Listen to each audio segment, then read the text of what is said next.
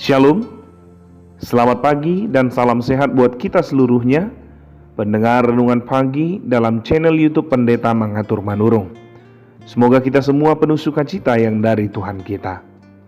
Marilah mendengarkan firman Tuhan yang menjadi pegangan kita dalam beraktivitas sepanjang hari ini, yang tertulis dalam kitab Yesaya pasal yang ke-56 ayat yang pertama. Beginilah firman Tuhan: taatilah hukum dan tegakkanlah keadilan, sebab sebentar lagi akan datang keselamatan yang daripadaku dan keadilanku dinyatakan. Demikian firman Tuhan.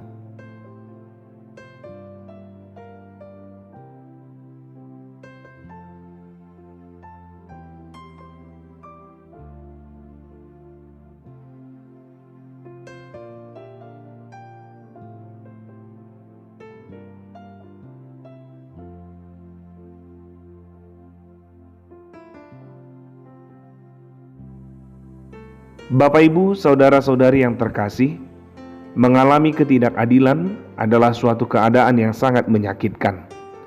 Oleh sebab itu, pasti tidak ada dari setiap kita yang menginginkan ketidakadilan terjadi atas hidup kita. Meskipun tanpa kita sadari, terkadang kita sendirilah yang sering menjadi pelaku ketidakadilan tersebut. Mengapa saya katakan seperti itu? Itu boleh kita lihat dalam pemberitaan akhir-akhir ini. Sering sekali persoalan tentang itu terjadi. Banyak dari kita manusia yang merasa dalam diri kita terjadi ketidakadilan yang merugikan dan bahkan menyakitkan. Namun tanpa disadari, justru kita yang merupakan pelaku ketidakadilan tersebut. Bangsa Israel adalah bangsa pilihan Tuhan. Sebagai bangsa pilihan Tuhan, Israel menjadi bangsa yang penuh dengan berkat, kebaikan, dan kemurahan dari Tuhan. Namun karena tindakan dan hati mereka yang menjauh dari Tuhan, bangsa tersebut harus terbuang ke tanah pembuangan Babel. Kehidupan bangsa tersebut begitu menyedihkan dalam pembuangan itu. Mereka kehilangan pengharapan, mereka kehilangan sukacita, mereka mengalami kesedihan, mereka merasakan ketidakadilan yang begitu menyakitkan. Dalam kesesakan yang begitu mengerang, Tuhan mendengarkan jeritan bangsa itu. Dengan kasih-Nya yang begitu luar biasa, Tuhan merancangkan karya keselamatan kepada bangsa tersebut. Tuhan tidak mengingat-ingat kesalahan yang dahulu telah dilakukan bangsa itu. Ia lebih menunjukkan kasih setia-Nya yang sungguh begitu ajaib. Tuhan melalui hamba-Nya Nabi Yesaya mengatakan bahwa keselamatan itu akan datang sebentar lagi dan keadilan-Nya akan dinyatakan dalam kehidupan mereka.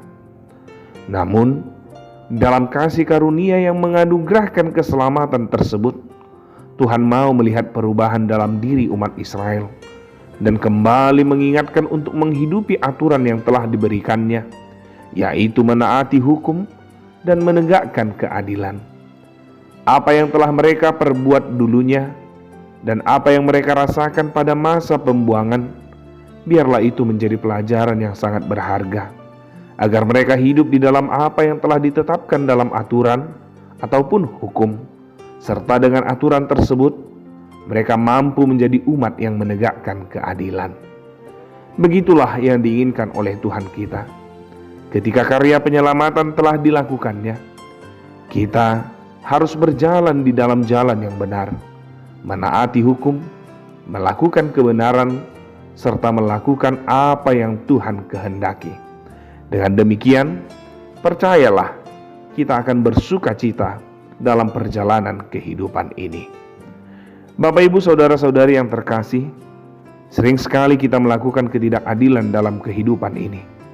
Sering sekali ketidakadilan kita lakukan untuk menghadapi ketidakadilan, menghadapi kesulitan, menghadapi kesakitan yang kita rasakan. Kita berontak, bahkan melanggar aturan yang telah dibuat untuk melawan ketidakadilan ataupun kesulitan-kesulitan yang kita rasakan. Sehingga untuk lepas dari pergumulan dan untuk mendapatkan kebahagiaan, sering kita mengambil jalan pintas dan menganggapnya pantas, sekalipun itu melanggar norma atau aturan yang telah ditetapkan. Kita melakukan segala cara tanpa mengedepankan norma-norma yang telah diberikan dan ditetapkan kepada kita. Yang penting lepas dari pergumulan atau yang penting bahagia.